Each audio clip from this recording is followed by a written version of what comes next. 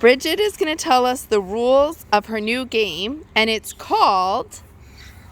Don't Say the Power of Love. It's from a movie, but it's actually not saying the power of love. It says, don't say the power of love. And Mitchell's Roasters Machines. Oh, the Mitchells versus the Machines? Okay. That's when it said it when the phone said, don't say the power of love. And then he made up a new game that said that's called Don't Say the Power of Love. So the first rule is of this game. You gotta sit still, Ladybug. Okay. It is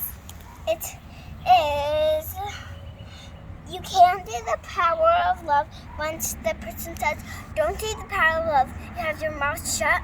You can't say a word.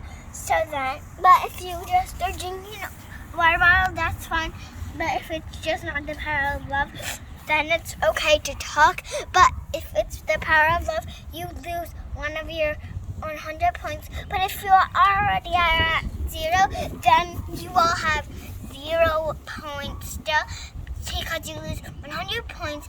But you get 300 points for one round, and then you keep going on. And if someone says it's time to say the power of love too, then they are going to decide, the person is going to say if it's not the time to say power of love, or if it is the time to say the power of love. Okay. And so... But if they trick you, then you lose 100 of your points. Okay. Can you help me? So we have rule number 1 is somebody says don't say the power of love, then you don't say it, right? Yes. What's rule number 2?